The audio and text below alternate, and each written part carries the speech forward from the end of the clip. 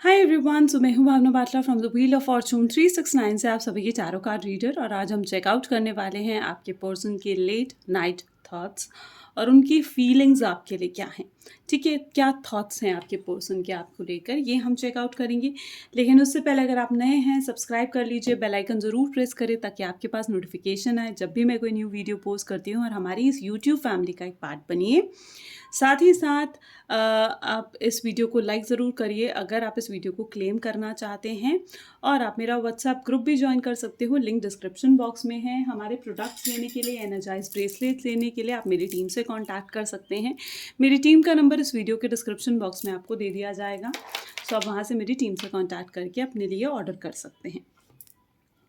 So guys, जो लोग आज नए हैं यहाँ पर, मैं उन्हें ये बता दूं कि जब आप इस रीडिंग तक पहुँचेंगे तब ये रीडिंग आपके साथ रेजोनेट करेगी। और साथ ही साथ ये रीडिंग जो है नो कॉन्टैक्ट सिचुएशन में हो, सेपरेटेड हो अपने पर्सन से, तो ये रीडिंग आपके लिए है। जेंडर स्पेसिफिक नहीं है, मेल फीमेल कोई भी देख सकता है, कोई भी एज ग्रुप का पर्सन इसे चेकआउट कर सकता है। और जब मैं कार्ड्स को शफल करूँ तो अपने पर्सन के बारे में सोचिए ताकि ये रीडिंग एक बहुत ही अच्छे लेवल से आपके साथ रेजोनेट कर सके। तो चलिए फिर देखते हैं क्या है आपके पर्सन और आपके late night thoughts. Please divine universe angels बताएं मेरे व्यूवर्स को कि जिस पर्सन के बारे में मेरे व्यूवर्स सोच रहे हैं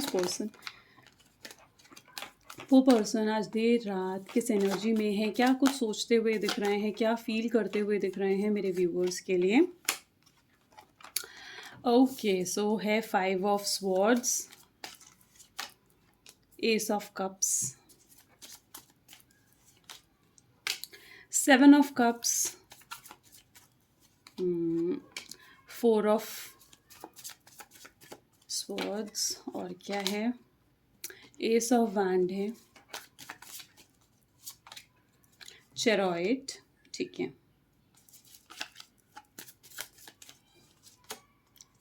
6 ऑफ पेंटिकल्स है, 5 of pentacles, page of wands, and bottom में we have page of swords.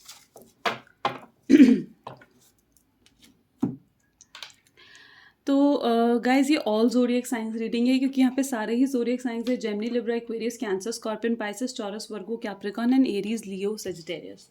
इन सब में से कोई भी ज़ोडिएक साइन आपके पर्सन का हो सकता है। ये सारे ही कार्ड्स आपके पर्सन के लिए पिक करे गए हैं आपके पर्सन की एनर्जी देखने के लिए। तो यहाँ पर सबसे पहले तो मुझे 5 ऑफ स्वॉर्ड की एनर्जी और फिर एस ऑफ कप की एनर्जी, यानी आपके पर्सन मुझे यहाँ पर ऐसा दिख रहा है जैसे, देखिए, वो ना आपसे कुछ कहना चाहते हैं, कुछ बोलना चाहते हैं। कोई मन की बात मुझे यहाँ पर साफ साफ ऐसे नज़र आ रही है, जैसे कोई मन की बात है जो उन्होंने अपने मन में रखी हुई है। और इस समय बिल्कुल मतलब ऐसी सिचुएशन में है कि वो नहीं कह पा रहे हैं, अपने मन की इच्छा को वो पूरा नहीं कर पा रहे हैं, अपनी मन की बात आपसे खुल के नहीं कह पा रहे हैं, अपने इमोशंस को कहीं ना कहीं उन्होंने दबा रखा है। तो वो एनर्जी मुझे यहाँ पर नज़र आ रही है, बहुत सप्रेस्ड। देखो कितने सप्रेस्ड हैं उनके इमोशंस, दबे पड़े हैं उनके इमोशंस, वो एनर्जी मुझे यहाँ पर दिख रही है। मतलब वो ना बहुत कुछ है जो आपको बताना चाहते हैं, आपको कहना चाहते हैं, और शायद आपके सिवाय वो ये सब बातें ना किसी और को नहीं कह पाएंगे, किसी और को नहीं समझा पाएंगे। ठीक है, और कहीं ना कहीं ये बात सोचते भी हैं कि क्या आप उन बातों को समझोगे। तो वो एनर्जी मुझे यहाँ पर दिख रही है, बहुत सप्रेस्ड इमोशंस नज़र आ रहे हैं मुझे यहाँ पर उनके, जहाँ पर वो बहुत ज़्यादा मतलब अपने आप को ऐसा महसूस कर रहे हैं अकेला, अपने आप को ऐसा महसूस कर रहे हैं जैसे कुछ भी नहीं रहा है उनकी ज़िंदगी में। तो वो एनर्जी मुझे कुछ उनकी दिख रही है, जहाँ पर वो बहुत ज़्यादा अपने अंदर ही अंदर घुट रहे हैं, वो एनर्जी है उनके साथ ना। तो वो सप्रेसिंग वाली एनर्जी यहाँ पर है। मेनली अगर देखी जाए ना, तो मुझे यहाँ पर दिख रहा है उनकी लाइफ में रिलेशनशिप को लेकर भी और भी बहुत सारी प्रॉब्लम्स चल रही हैं। मे बी ये फाइनेंसेस से रिलेटेड प्रॉब्लम भी हो सकती है, मे बी उनकी फैमिली का कोई इशू हो सकता है, मे बी उनकी फैमिली में कुछ ऐसा है जो सही नहीं चल रहा है। ठीक है, और आपके पर्सन ना, देखो, और रिलेशनशिप की भी इशू है। अब इसमें और उसके बाद आपके पर्सन क्या हो गए, एक सैंडविच की तरह बन गए हैं। यहाँ पर मुझे ऐसा दिख रहा है, देखो, कोई पर्सन होना जिसके सर पे घर की रिस्पॉन्सिबिलिटी भी हो, रिलेशनशिप भी उसका सही नहीं चल रहा है, तो वो क्या महसूस करेगा, वो पर्सन खुद अपने आप में मेंटली डिस्टर्ब महसूस करेगा, है ना? तो वो एनर्जी मुझे यहाँ पर दिख रही है, जैसे उनके घर में भी कोई प्रॉब्लम है, ठीक है? और रिलेशनशिप वाइज़ वो आपसे बात नहीं कर पा रहे हैं, आपको वक़्त नहीं दे पा रहे हैं, आपको वैसी केयर, वैसा सपोर्ट नहीं दे पा रहे हैं जैसा आप उन्हें देते हो। और अब वो फिर क्या महसूस कर रहे हैं, इस तरीके से अपसेट महसूस कर रहे हैं। उनको ये महसूस हो रहा है कि यार, मतलब अब वो आपको कैसे आकर समझाएँ, कैसे आकर बताएँ आपको वो चीज़ें। और स्पेसिफ़िकली अगर उनकी फाइनेंसेस रिलेटेड प्रॉब्लम है, यहाँ पर मुझे स्टेबिलिटी की भी कमी दिख रही है। आप देखोगे ना, स्टेबिलिटी नहीं है, तो मेबी ये भी हो सकता है कि स्टेबल नहीं है वो अपने करियर में। ठीक है? और उनकी फैमिली की तरफ से कुछ प्रेशर आ रहा है कि आप करियर में स्टेबल बनो, भैया पढ़ाई पर ध्यान दो, फ़ोकस करो, करियर पर फ़ोकस करो अपना। ऐसा कुछ प्रेशर उनकी फैमिली की साइड पर भी आ रहा है, क्योंकि वो ना मेबी शायद इकलौते बच्चे भी हो सकते हैं अपने पेरेंट्स के, या फिर सबसे एल्डर ब्रदर हो सकते हैं, या एल्डर सिस्टर हो सकती है, जिनके ऊपर काफ़ी रिस्पॉन्सिबिलिटी है अपनी फैमिली की। तो वो कहीं न कहीं ना उस फैमिली की रिस्पॉन्सिबिलिटी और इस रिलेशनशिप के बीच में बहुत ज़्यादा अपने आप को ऐसा महसूस कर रहे हैं कि क्या करें। और ऑफ कोर्स प्रायोरिटी क्या होगी? प्रायोरिटी उनकी फैमिली होगी, और वही उन्होंने करा भी है। प्रायोरिटी उनकी फैमिली है, इसीलिए फ़िलहाल उन मुझे यहाँ पर ऐसा दिख रहा है जैसे वो स्पेस चाह रहे हैं थोड़ा, कि वो इन चीज़ों को रिज़ॉल्व कर सकें, अपनी फैमिली की प्रॉब्लम को रिज़ॉल्व कर सकें, फिर अपने रिलेशनशिप की चीज़ों को रिज़ॉल्व करेंगे। तो ऐसी एनर्जीज़ मुझे यहाँ पर दिख रही हैं। तो यहाँ पर भी ऐसा दिख रहा है जैसे अकेले, एकदम अकेले लेटे हुए हैं, अकेले पड़े हुए हैं, ठीक है? अपनी बातें किसी को नहीं कह सकते, किसी को नहीं समझा सकते। क्या गुज़र रही है, क्या बीत रही है उन पे, कितनी बातें हैं उनके दिलो-दिमाग में, नहीं बता सकते हैं वो, है ना? किस तकलीफ़ में वो गुज़र रहे हैं। तो वो एनर्जी मुझे यहाँ पर उनकी तरफ से आती हुई सी नज़र आ रही है। तो वहीं पर चरॉइड एंड 6 ऑफ पेंटिकल्स। देखिए, मुझे यहाँ पर ये दिख रहा है कि वो ना खुद इतने, देखो, मेंटली डिस्टर्ब तो हमें नज़र आ रहे हैं कि वो डेफ़िनेटली अपनी लाइफ़ में बहुत ज़्यादा मेंटली डिस्टर्ब हैं, ठीक है? इसीलिए ये हुआ भी कि जब मतलब वो आपको जानबूझ के नो कॉन्टैक्ट नहीं देना चाहते थे। उनसे ये जो नो कॉन्टैक्ट की सिचुएशन हुई है ना, ये उनकी खुद की सिचुएशन, उनके खुद के हालातों की वजह से उन्होंने आपको ये नो कॉन्टैक्ट दिया है। ठीक है? और यहाँ पर मुझे साफ-साफ ये नज़र आ रहा है कि जो ये नो कॉन्टैक्ट भी उन्होंने दिया है ना, तो ये इसीलिए दिया है ताकि वो पहले खुद क्लैरिटी में आ सकें और उसके बाद आपको क्लैरिटी दें।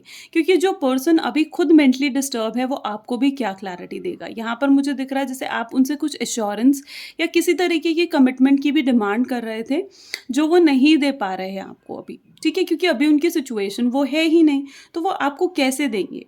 है ना? तो यहाँ पर मुझे ये साफ-साफ नज़र आ रहा है कि अभी वो जो हैं खुद ही डिस्टर्ब्ड हैं, जिस कारण कहीं न कहीं वो आपको भी ये मेंटल क्लैरिटी नहीं दे पा रहे हैं, आपको भी एक एश्योरेंस नहीं दे पा रहे हैं। Getting my point? तो वो आपको भी एश्योरेंस नहीं दे पा रहे। वो आपके साथ मतलब आगे चलना चाहते हैं, पूरे एफर्ट डालना चाहते हैं इस रिलेशनशिप में, आपके साथ-साथ आपके, देखो यहाँ पर भी आपके पीछे-पीछे ही चल रहे हैं, ठीक है? एक प्रोटेक्शन वाली एनर्जी उनके पास है, एक आपके लिए पॉसेसिव कहीं न कहीं वो महसूस कर रहे हैं, तो वो आपके साथ-साथ चलना चाहते हैं। इस रिलेशनशिप में उन्हें इतना तो रियलाइज़ हो रहा है, क्योंकि उनकी रियलाइज़ेशन भी मुझे दिख रही है। जैसे उन्हें ये चीज़ें रियलाइज़ हो रही हैं कि अब कि जितना एफर्ट इस रिलेशनशिप में डाला गया ना, वो आपकी तरफ से। ठीक है?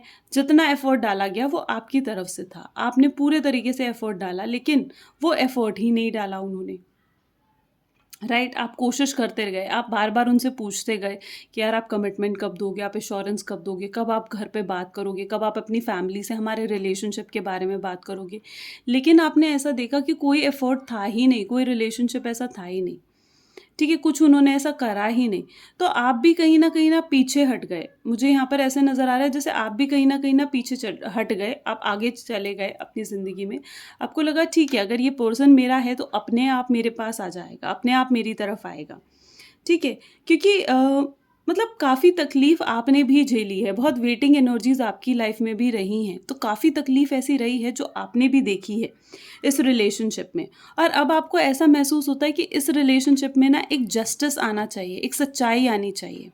और जब तक वो जस्टिस नहीं आएगा, जब तक वो सच्चाई नहीं आएगी, तब तक मतलब आप नहीं झेल पाओगे, आप नहीं रह पाओगे ऐसे, ठीक है? अब आप और इंतज़ार नहीं करना चाहते हो। आप चाहते हो कि अगर ये रिश्ता आपका है, तो अब आपको एश्योरेंस कमिटमेंट मिलनी चाहिए, और अगर ये पर्सन एश्योरेंस कमिटमेंट नहीं देगा, तो मैं इससे बात भी नहीं करनी है मुझे, ना ही मुझे अपना वक़्त इस इंसान के साथ बर्बाद करना है। तो आप कहीं न कहीं इस तरीके से सोचकर आप आगे बढ़े हो। वो एनर्जी मुझे यहाँ पर दिख रही है। देखो, ज़िंदगी में मैं हमेशा यही कहती हूँ कि ज़िंदगी में हर चीज़ एक बेहतरीन के लिए होती है, एक सही अ, मतलब वो कहते हैं ना कि एकदम हर कुछ भी अगर होता है ना, तो वो भगवान की मर्ज़ी से होता है, और भगवान जो भी करते हैं, गलत नहीं करते हैं, सब कुछ सही ही करते हैं, है ना? तो ये एनर्जी मुझे यहाँ पर है, तो इसलिए जो कुछ भी हुआ है, वो आपके बेहतरीन के लिए हुआ है, आपके सही चलें आगे चीज़ें, इसीलिए ये सब कुछ हुआ है, ठीक है? और डेफ़िनेटली ऐसा नहीं है कि वो आपको एफ़र्ट नहीं डालना चाहते हैं, इस रिलेशनशिप में आपकी तरफ नहीं आना चाहते हैं। डेफ़िनेटली उनके कुछ इमैच्योर बिहेवियर रहे हैं, ठीक है? लेकिन अब वो बदल भी रहे हैं। ये एनर्जीज़ भी यहाँ पर मुझे दिख रही है, जैसे वो चेंज हो रहे हैं, बदलाव आ रहे हैं उनके अंदर। खूब रियलाइज़ेशंस उन्हें हो रही हैं कि आपसे अच्छा उन्हें कोई और नहीं मिल सकता। उन्हें ये रियलाइज़ हो रही हैं ये बातें। और उन्हें समझ में आ रहा है कि आप उनके लिए कितने ज़रूरी, कितने वैल्यू रखते हो आप उनके लिए अपनी ज़िंदगी में। तो वो एनर्जी मुझे यहाँ पर दिख रही है।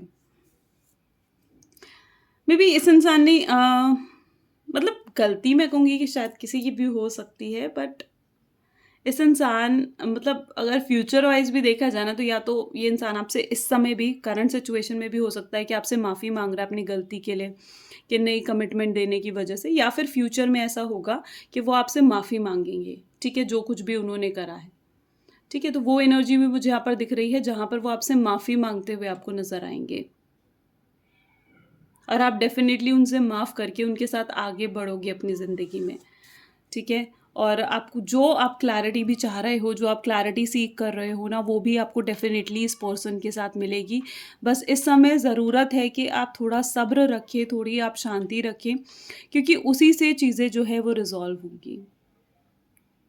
जल्दबाज़ी में कहते हैं ना, वो जल्दबाज़ी में कोई डिसीज़न नहीं लेने चाहिए, गुस्से में कोई डिसीज़न नहीं लेने चाहिए। वही चीज़ है, आप जल्दबाज़ी में कोई डिसीज़न मत लो, ठीक है? और यूनिवर्स पर, डिवाइन पर अपना ट्रस्ट, अपना भरोसा बनाए रखो, क्योंकि जो होगा वो डेफ़िनेटली यूनिवर्स की मर्ज़ी से ही होगा, ठीक है? तो ये कुछ एनर्जी हैं, अगर डेफ़िनेटली आपके साथ रेज़ोनेट करती हैं, तो लाइक, कमेंट, फॉलो, शेयर ज़रूर करिए। This is all for today. Thank you, bye bye, take care.